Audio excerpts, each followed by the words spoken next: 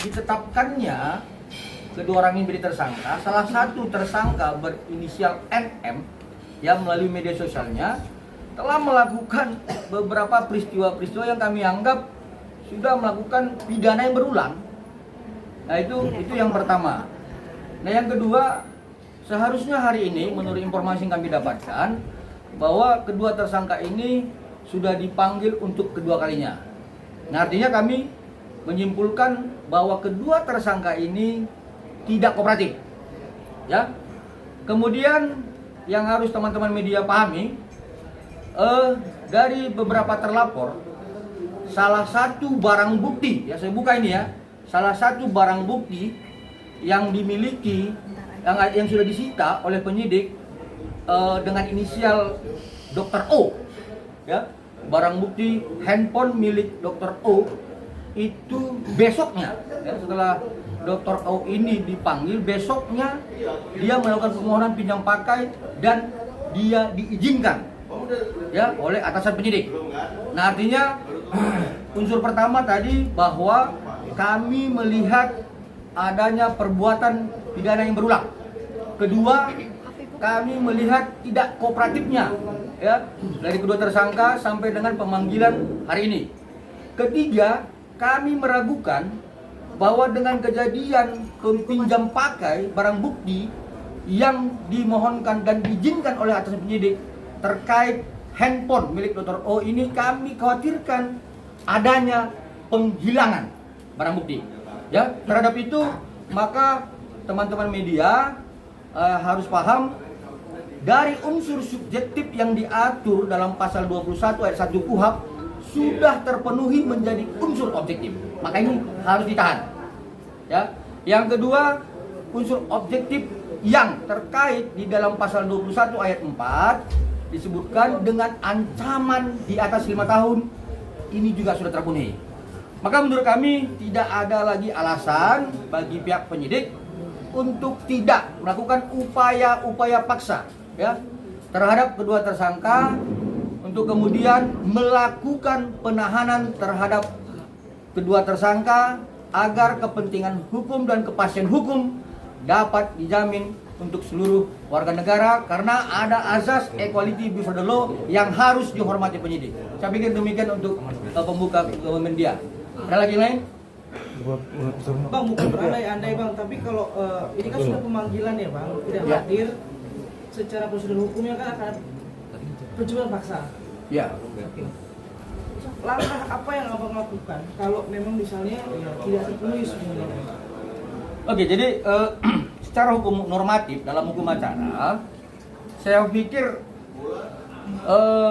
tidak ada alasan lagi, ya, tidak ada alasan lagi untuk bagi penyidik tidak menahan, ya, seperti yang saya sampaikan tadi, karena unsur subjektif dan objektif telah terpenuhi.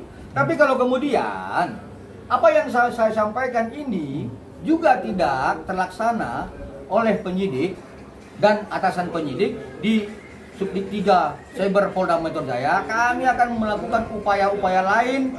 Sebagai contoh, yang diatur dalam Peraturan Kapolri Nomor 6 Tahun 2019 di Pasal 41. Ya, adanya, ya, seharusnya adanya pengawasan yang bersifat insidental dari atasan penyidik. Nah, jadi untuk ke depan kami akan melakukan upaya-upaya hukum untuk menyampaikan hal ini kepada Bapak Kapolri Seki Irwasum. Demikian dia. Ada lagi? Bang, soal kronologi sendiri, maaf ngomongin gitu kan. Diki sempat ngomong bahwa kenapa adanya ini semua karena dia bilang mengantongi produk berbahayanya Dr. Reza Dwanis berupa jarum suntik kan, yang tapi tidak boleh terdagang bebaskan. Di e-commerce itu gimana bang? Apa klarifikasi dari dokter sendiri? Baik, jadi sebenarnya itu sudah masuk dalam materi pokok perkara ya, tapi sedikit saya sampaikan. Sebenarnya kalau misalnya ada yang mengatakan bahwa klien kami ini melakukan penjualan terkait produk ilegal, pertama laporkan, itu ya, laporkan. Jadi jangan berbicara masalah dia review, kemudian melakukan pengancaman. Ini kan niat dari awal sudah jelas, terstruktur. Ya, dia katakan ada produk yang ilegal, kemudian dia tidak laporkan, tetapi dilakukan review. Nah ini kan terstruktur nih, ada niatnya dari awal nih. Ya. Yang kedua, saya sampaikan dengan tegas bahwa klien kami tidak pernah ya menjual produk seperti yang disampaikan oleh tersangka dan kawan-kawannya. Ya, tapi kalaupun memang dia sudah menjual produk itu, ingat ya, yang perlu saya sampaikan, saya senggol sedikit ya materi pokok perkaranya. Produk itu dibeli, perlakuannya itu di klinik. Ya, perlakuannya di klinik, bukan seperti yang disampaikan oleh si tersangka tersebut. Ya, ada lagi? Bang, tapi dari dokter RG sendiri ya secara pribadi benar-benar ingin malam ini kedua orang itu ditangkap apa gimana, Bang? Oh ya jelas, jadi kan dari awal sudah saya sampaikan bahwa klien kami ini paham hukum acara. Artinya terlepas dari keinginan dia, ya. Perlu saya sampaikan kepada rekan-rekan semua bahwa klien kami tidak mempunyai dendam terhadap tersangka. Tetapi karena dia paham tentang hukum acara, maka dia berharap hukum normatif, hukum acara itu terlaksana oleh penyidik. Saya pikir itu, ya. Lagi? Bang, tapi dari dokter Gladi sendiri sudah mengetahui belum sih Bang? Ini kan bisa dibilang pemanggilan kliennya keduanya Niki ya, tetapi dia tidak hadir Bang gitu. Sempat kecewa juga nggak sih dokter Gladi? Kalau dibilang kecewa, ya sudah pasti ya, sudah pasti kecewa. Kekecewaan ini bukan berdasarkan like dislike ya, tetapi kekecewaan seorang warga negara terhadap penyelenggara negara yang tidak melaksanakan hukum normatif. Ya, jadi klien kami ini kan saya harus sampaikan berulang kepada rekan media bahwa beliau ini paham hukum acara. Jadi kekecewaan dia terhadap penyelenggara negara yang tidak melaksanakan hukum acara. Ini kan pengangkangan terhadap konstitusi. Saya pikir itu ya, secara pribadi dia tidak dendam. Lagi? Jadi soal produk itu memang bukan dijual di farmasi, tapi kalau mau melakukannya tindakannya harus di klinik seperti itu. Ya, kuncinya begini ya. Ini saya masih sedikit ya. Pada intinya si pembeli membeli di e-commerce, kemudian diberikan voucher. Ya, cukup itu ya. Diberikan voucher, kemudian voucher dibawa ke klinik, lalu perlakuannya ada di klinik. Ya, jangan diperpanjang. Nanti saya masuk dalam materi perkara ini, nanti penyidik ini agak marah sama saya ini. Oke, yang lain? Bang, kalau dokter Reza Gladi sendiri menuntut untuk NM ditahan dan sisanya lagi atau uang yang 4M itu dikembalikan Bang, atau seperti apa? Oke, jadi kembali lagi kepada klien kami paham hukum acara ya.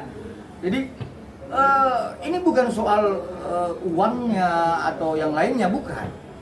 Tetapi ada unsur pemaksaan, kemudian adanya unsur yang terstruktur terhadap perbuatan melawan hukum dengan narasi overclaim dan pembohongan publik. Ini yang sebenarnya klien kami ingin ini tidak terjadi lagi ke depan. Ya, bukan soal yang disampaikan oleh ya masyarakat di media sosial, bukan seperti itu. Ya, saya pikir perlu saya pertegas kembali bahwa klien kami ini tetap berharap agar huru hara ini dapat segera berhenti dengan melaporkan para tersangka itu kepada pihak penyidik di Polda Metro Jaya.